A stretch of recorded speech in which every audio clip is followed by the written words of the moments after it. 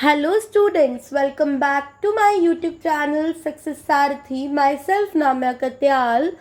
आज की हमारी video MA political science second year students के लिए है. सब्जेक्ट है MPSC 1 भारत और विश्व, इंडिया एंड वर्ल्ड. इस सब्जेक्ट का एक बेहद ही इम्पॉर्टेंट और हर बार एग्जाम में रिपीटेड क्वेश्चन जिसको हम डिस्कस करेंगे, भारतीय विदेश नीति के निर्धारक तत्व.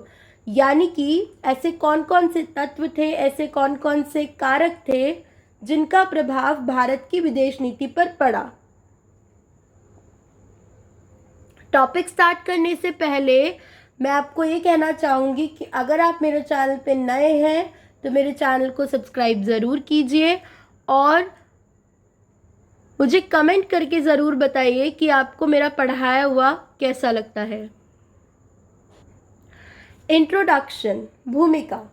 भारत की जो विदेश नीति है उस पर विभिन्न प्रभावों, तत्वों, लक्ष्यों, प्रक्रियाओं का मिला जुला वह एक रूप है. यानी कि जो भारत की विदेश नीति है उस पर अलग अलग तत्वों का, अलग अलग लक्ष्यों का प्रभाव पड़ा है, या ये कहो कि इन सब का मिला जुला स्वरूप है. किसी भी देश की विदेश नीति कभी भी शून्य में प्रारंभ नहीं होती है. उस राष्ट्र की अपनी ऐतिहासिक, सांस्कृतिक, राजनीतिक व्यवस्थाएं और अन्य तत्व उसकी विदेश नीति को दिशा और स्वरूप प्रदान करने में सहायक होते हैं. विश्व के हर एक देश की अपनी विदेश नीति होती है और इसी विदेश नीति के तहत कोई भी राष्ट्र विश्व के अन्य राष्ट्रों के साथ संबंध कायम करता है. इसके तत्व बताने से पहले मैं आपको विदेश नीति की डिफाइन क्लियर कर देती हूँ, इसका अर्थ क्लियर करती हूँ. विदेश नीति वह नीति या दृष्टिकोण है जिसके द्वारा कोई भी देश विश्व के अन्य राष्ट्रों के साथ व्यवहार करता है. विदेश नीति वह कला है जो अंतर्राष्ट्रीय राजनीति को शुद्ध आधार प्रदान करती है या उसका शुद्ध आधार प्रस्तुत करती है. हमारी भारत की विदेश नीति की अगर बात की जाए तो उसकी कुछ विशेषताएं हैं, आप लोग इसको नोट कीजिएगा. सबसे पहली इसकी विशेषता है शांतिपूर्ण सह अस्तित्व की नीति. दूसरी है रंग भेद का विरोध. यानी कि भारत रंग या नस्ल के आधार पर किसी भी प्रकार का कोई भेदभाव नहीं करता है, बल्कि रंग भेद का वह विरोध करता है. उपनिवेशवाद एवं साम्राज्यवाद का विरोध जिसका शिकार भारत खुद रह चुका है. लगभग 200 साल की गुलामी भारत ने सही, उस चीज़ का भारत भरपूर विरोध करता है. और अंतर्राष्ट्रीय संस्थानों का समर्थन. जितने भी अंतर्राष्ट्रीय संस्थान हैं जो विश्व बंधुत्वता को, एकता को, आपसी अपनत्व, भाईचारे और विश्व में शांति, आतंकवाद का विरोध, इन सारी भावनाओं से, इन सब उद्देश्यों से बनी हुई जो अंतर्राष्ट्रीय संस्थाएं हैं उनका भारत पक्षधर है, उनका भारत समर्थन करता है. जैसे कि UNO, संयुक्त राष्ट्र संघ, सार्क और भी बहुत सारे संगठन हैं. और इसकी विशेषता है गुट निरपेक्षता. गुट निरपेक्षता यानी कि किसी भी गुट में शामिल ना होना और ना ही पूरी तरह से उन गुटों से अलगाव करना, शत्रुता करना. भारत ने गुट निरपेक्षता अपनी स्वतंत्रता प्राप्ति के पश्चात अपनाई थी, जिस दौरान पूरा विश्व 2 गुटों में विभाजित हो रहा था. उस समय पर भारत ने एक तीसरा मध्यस्थ का रास्ता अपनाया था नव स्वतंत्र देशों के लिए, वो था गुट निरपेक्षता का. अगला है पंचशील नीति. पंचशील नीति या पंचशील समझौता जो भारत ने चाइना के साथ किया, लेकिन इसमें जो बातें कही गई हैं, जो 5 सिद्धांत दिए गए हैं, शांति, सहअस्तित्व, समानता, आक्रामकता और ये सारी जो चीज़ें हैं, मतलब पारस्परिक सम्मान की भावना, ये सारी बातें भारत अन्य देशों के साथ भी मानता है. अन्य देशों के साथ विदेशी संबंध स्थापित करने पर उसको अपनाता है. एक और सबसे इम्पॉर्टेंट विशेषता है भारतीय विदेश नीति की निशस्त्रीकरण. चलिए हम अपने मेन टॉपिक पर वापस आते हैं। भारतीय विदेश नीति को प्रभावित करने वाले कारक या तत्व। तो हर एक देश अलग थलग होकर पूरी तरह से आत्मनिर्भर होकर नहीं रह सकता है। विभिन्न देशों की विविध प्रकार की आवश्यकताएं होती हैं, जिनको पूरा करने के लिए विश्व के देश पारस्परिक अंतर्निर्भरता उनको एक दूसरे के निकट लाती है। जब एक देश दूसरे देश के साथ निकटता कायम करता है तो आपसी मतभेद दूर होते हैं, शांति से इन मतभेदों को सुलझाया जाता है। भारतीय विदेश नीति के निर्धारण में कई कारकों का प्रभाव है, यानी कि भारतीय विदेश नीति को प्रभावित करने वाले कुछ तत्व हैं, कुछ कारक स्थायी हैं, कुछ अस्थायी हैं। एक देश की विदेश नीति को प्रभावित करने वाले कारक उसकी सैन्य क्षमता, आर्थिक शक्ति, भौगोलिक स्थिति, सरकार का स्वरूप आदि ये सब होते हैं। तो भारत के क्या हैं वो जान लेते हैं। सबसे पहला है भौगोलिक स्थिति, दूसरा आर्थिक तत्व, तीसरा वैचारिक तत्व, चौथा राष्ट्रीय हित, पांचवा सैन्य शक्ति, छठा प्राचीन इतिहास व परंपराएं, सातवां आंतरिक परिस्थिति यानी कि घरेलू वातावरण, देश का आंतरिक वातावरण, और आखिरी अंतर्राष्ट्रीय प्रवृत्ति यानी कि बाहरी परिस्थितियां, से बाहर के देशों में होने वाले घटनाएं जैसे प्रथम विश्व युद्ध, द्वितीय विश्व युद्ध और अन्य घटनाएं, उनका प्रभाव भी हमारी भारतीय विदेश नीति पर पड़ा है। एक एक करके इन टॉपिक को बताते हैं। सबसे पहला जो कारक है वो है भौगोलिक स्थिति। नेपोलियन बोनापार्ट ने कहा था कि किसी भी देश की विदेश नीति उसके भूगोल द्वारा निर्धारित होती है, यानी कि सबसे महत्वपूर्ण जो रोल होता है किसी देश की विदेश नीति में वो होता है उसकी भौगोलिक स्थिति का। भारत एक प्रायद्वीपीय राष्ट्र है। भारत का भौगोलिक आकार और उसकी स्थिति विदेश नीति के निर्धारण में बहुत ही ज़्यादा महत्वपूर्ण भूमिका अदा करती है। किसी भी देश की भौतिक स्थलाकृति मतलब उसके भौगोलिक स्थिति उस राष्ट्र की विदेश नीति पर महत्वपूर्ण प्रभाव डालती है। प्राकृतिक सीमाओं की उपस्थिति एक देश को सुरक्षा की भावना प्रदान करती है। भारत एक विशाल देश है। यह संसार का भूभाग में 7वां सबसे बड़ा राष्ट्र है। इसका क्षेत्रफल लगभग 3 लाख वर्ग किलोमीटर में फैला हुआ है। इसकी स्थल सीमा 15,000 किलोमीटर लंबी है। भारत में प्रचुर मात्रा में जल, उपजाऊ भूमि, समुद्र, पर्वत, घने जंगल, विशाल मरुस्थल आदि स्थापित है। इसकी स्थल सीमा 15,000 किलोमीटर लंबी है।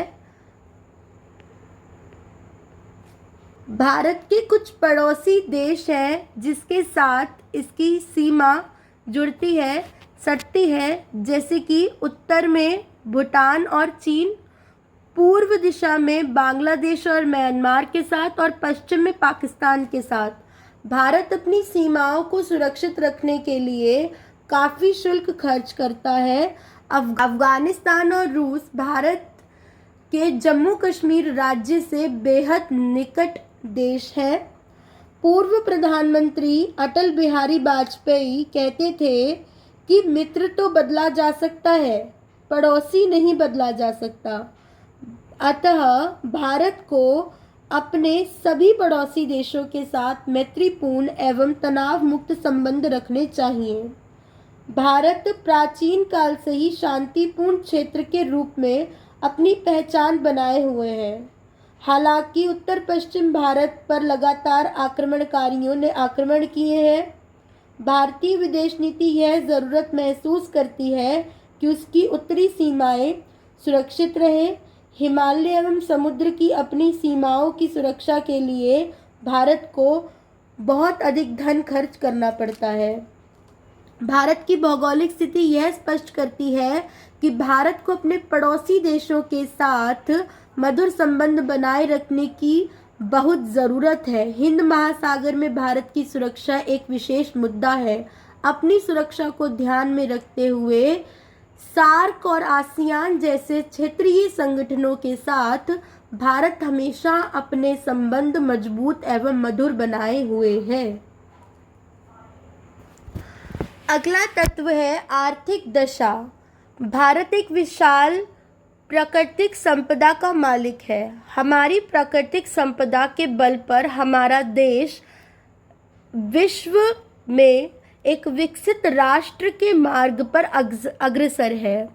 भारत में जल, खनिज, अनाज, शिक्षण, श्रमिक वर्ग बहुतायत मात्रा में पाया जाता है। औपनिवेशिक शासनकाल के बाद भारत एक गरीब एवं पिछड़ा हुआ राष्ट्र बनकर उभरा। औद्योगिकरण की वजह से भारतीय हथकरघा उद्योग पर बहुत ही ज़्यादा बुरा प्रभाव पड़ा।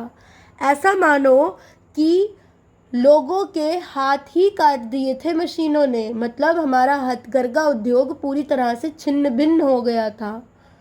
अविकसित तकनीक के कारण स्वतंत्रता के बाद भारत को आर्थिक एवं तकनीकी क्षेत्र में वृद्धि के लिए विकसित राष्ट्रों पर निर्भर रहना पड़ा। बढ़ती हुई जनसंख्या का अधिकांश भाग अपनी मूलभूत ज़रूरतों को पूरा करने में असक्षम था। शीत युद्ध के समय भारत अमेरिका एवं सोवियत संघ दोनों के साथ मैत्रीपूर्ण संबंध बनाना चाहता था, जिसके चलते भारत ने गुटनिरपेक्षता की नीति अपनाई।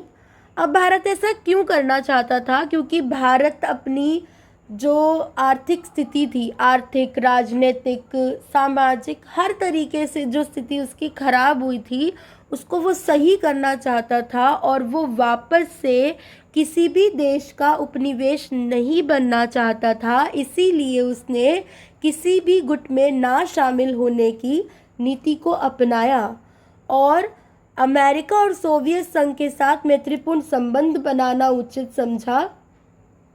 भारत ने सार्वजनिक और निजी क्षेत्रों के मिले जुले स्वरूप वाली अर्थव्यवस्था अपनाई, जिसे मिश्रित अर्थव्यवस्था कहते हैं, और विदेश नीति के निर्धारण में आर्थिक संप्रभुता अत्यंत आवश्यक है। अपनी विदेश नीति से हटकर अपनी आर्थिक स्थिति को सुधार में लाने के लिए 1991 में भारत को अपने बाज़ारों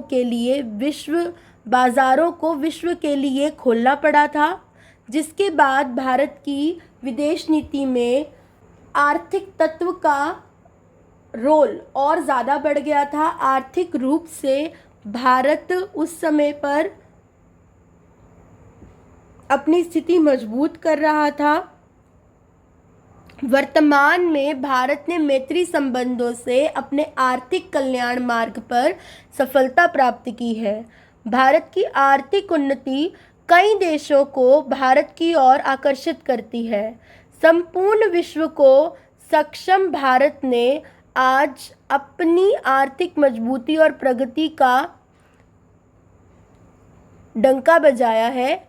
वर्तमान की आर्थिक नीति वोकल फॉर लोकल के रूप में कार्य कर रही है, जिससे न केवल भारत के मजदूरों को कार्य मिलेगा, बल्कि भारत आत्मनिर्भर होगा और आर्थिक उन्नति प्राप्त करेगा। चलिए फटाफट से अगला कारक इसका डिस्कस कर लेते हैं, विचारधारा। किसी भी देश का समाज उसकी राजनीति, आर्थिक और सांस्कृतिक व्यवस्था पर आधारित होता है। यह व्यवस्था उसकी विचारधाराओं को प्रभावित करती है। हमारी भारतीय विदेश नीति में हमारे प्रथम प्रधानमंत्री जवाहरलाल नेहरू और राष्ट्रपिता महात्मा गांधी के विचारों का प्रभाव गहराई से पड़ा है। गांधी के अहिंसा और शांति के विचारों को हमारी भारतीय विदेश नीति में पूर्ण रूप से स्वीकार किया गया है। इसके साक्ष्य हमारे भारत के संविधान के अनुच्छेद 51 में मिलते हैं, जो कि विश्व शांति पर चर्चा करता है। भारतीय स्वतंत्रता आंदोलन में शामिल होने वाले बहुत से नेताओं का हमारी विदेश नीति पर प्रभाव पड़ा है। इनमें से कुछ उदारवादी नेता थे और यह विश्व मैत्री के पक्ष में थे, और यह लोग साम्राज्यवाद और रंग भेद जैसी नीतियों का विरोध करते थे, और यही नीतियाँ हमारे भारतीय विदेश नीति का विशेषता और उद्देश्य भी है। 1936 में नेहरू ने कांग्रेस अधिवेशन में कहा, हम लोग आज़ाद हिंदुस्तान के लिए लड़ रहे हैं और उन लोगों के साथ हैं जो कि फांसीवाद और साम्राज्यवाद लोगों के खिलाफ है। उस काल के अधिकतर नेताओं ने राष्ट्रीय हित एवं अंतर्राष्ट्रीयता दोनों साथ साथ लेकर चले। नेहरू का मानना था कि आज़ादी की कमी शांति को भी खतरे में डाल सकती है और लड़ाई तथा संघर्ष पैदा कर सकती है। हम किसी पर कब्जा नहीं करना चाहते, बस बराबरी करना, कंधे से कंधा मिलाकर चलना चाहते हैं। गांधी द्वारा दिए गए अहिंसा और शांति का सिद्धांत हमारी विदेश नीति में साफ झलकता है। नेहरू जी ने लोकतंत्र तथा साम्यवाद दोनों को जगह दी है, जिसके फलस्वरूप आज अमेरिका व रूस के साथ हमारे संबंध मधुर हैं। पंचशील का सिद्धांत भी हमारी अहिंसा में आस्था को प्रकट करता है। गाइस, जो मैं आप लोगों को पढ़ा रही हूँ, प्लीज़ उसको नोट डाउन ज़रूर कीजिएगा। आपके एग्ज़ाम में ये नोट्स बहुत हेल्पफुल रहने वाले हैं। जस्ट एक बार रिवाइज कीजिए और आपके दिमाग में बैठ जाएंगे, आपको लर्न हो जाएंगे ईजिली। अगला तत्व है ऐतिहासिक अथवा पारंपरिक तत्व। भारत का इतिहास बहुत प्राचीन है। भारत की विदेश नीति में उसके ऐतिहासिक परंपराओं का प्रभाव स्पष्ट रूप से देखने को मिलता है। प्राचीन काल से ही भारत की विदेश नीति का आधार शांति रही है, यानी कि शांति प्रिय विदेश नीति का प्रसार किया है भारत ने हमेशा। वर्तमान विदेश नीति में भी भारत की इस शांति प्रिय नीति की झलक मिलती है। भारत क्षेत्रीय विस्तार के लिए किसी और देश पर आक्रमण नहीं करता, लेकिन भारत ने स्वयं पर आक्रमण सहे हैं एवं विदेशी शासकों को भी सहन किया है। जैसे कि बहुत सारे विदेशी थे जिन्होंने भारत पर आक्रमण किया, भारत पर कई 100 वर्षों तक शासन किया, जिनमें से कुछ महत्वपूर्ण जैसे तुगलक वंश, मंगोलियों ने आक्रमण किया था, फिर मुगल साम्राज्य की स्थापना की, और ब्रिटिश औपनिवेशिक शासन के बारे में तो सभी परिचित हैं। ब्रिटिश औपनिवेशिक साम्राज्य ने सुनियोजित ढंग से भारतीय देशी रियासतों के बीच में फूट डलवाई और स्वयं की स्थिति को सुदृढ़ किया।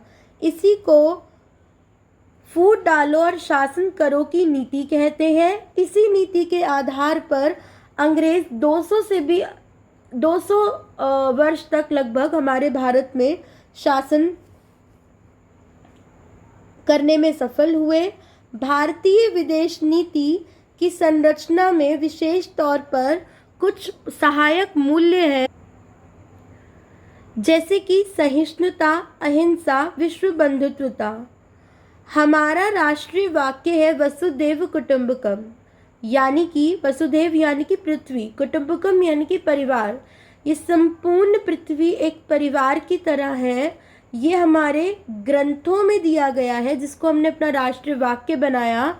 तो इस वाक्य से स्पष्ट होता है कि हमारी प्राचीन संस्कृति का, हमारी परंपराओं का, हमारे इतिहास का हमारी भारतीय विदेश नीति पर किस हद तक प्रभाव पड़ा है।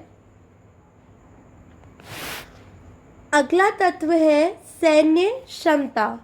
प्रबल सैनिक क्षमता प्रबल विदेश नीति की परिचायक होती है। आधुनिक युग में विश्व राष्ट्रों के बीच हथियारों की होड़ बढ़ रही है। शस्त्रीकरण की इस प्रवृत्ति का मूल कारण राष्ट्रीय सुरक्षा और दुनिया में शक्तिशाली राष्ट्र के रूप में उभरने की महत्वाकांक्षा है। द्वितीय विश्व युद्ध के बाद हथियारों की होड़ को और तीव्रता मिली। भारत सैनिक रूप से एक शक्तिशाली देश है, लेकिन भारत ने सदैव निशस्त्रीकरण की नीति पर बल दिया है। भारत की नीति है कि वह किसी भी राष्ट्र पर स्वयं आक्रमण नहीं करेगा। वह अपनी सैन्य क्षमता का प्रयोग केवल विश्व में अपने वर्चस्व को और अपनी सुरक्षा को बनाए रखने के लिए करेगा। नेक्स्ट हमारा तत्व है विदेश नीति का आंतरिक परिस्थिति यानी कि घरेलू वातावरण। मी ब्रेल कहते हैं कि विदेश नीति दूसरे रूप में घरेलू नीति का ही विस्तार करना है।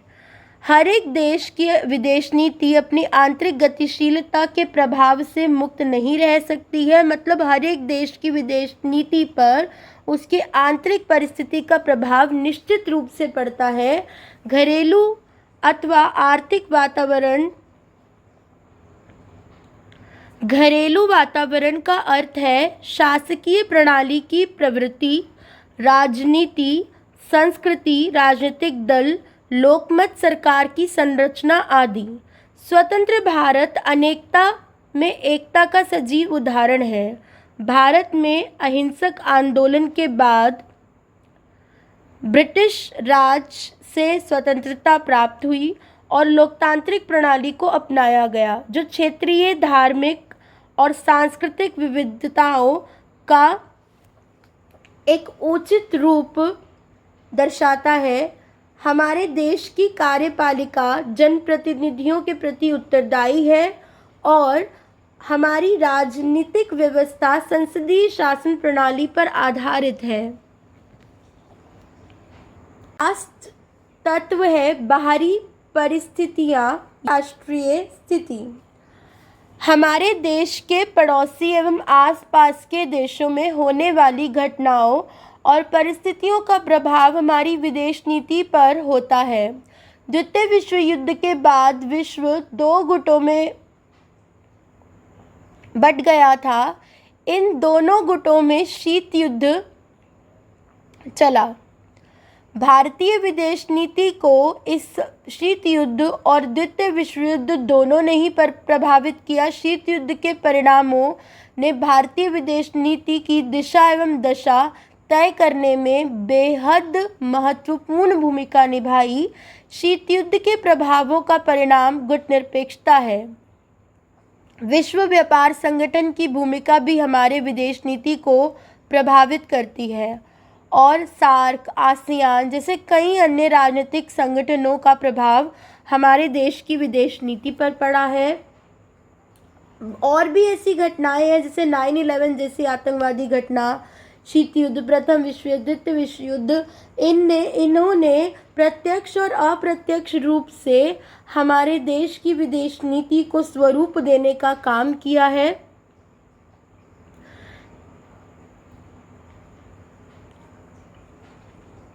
इन सभी घटनाओं के परिणाम स्वरूप भारतीय विदेश नीति में हमने गुटनिरपेक्षता, शांति, अहिंसा, सहिष्णुता, निशस्त्रीकरण जैसी नीतियों को अपनाया है। Thank you for watching guys. अगर आपको मेरा कंटेंट पसंद आता हो, आपके लिए हेल्पफुल रहता हो, तो प्लीज़ मेरी वीडियोस को लाइक कीजिए, कमेंट करके मुझे ज़रूर बताएं एंड मेरे चैनल को सब्सक्राइब ज़रूर कीजिए।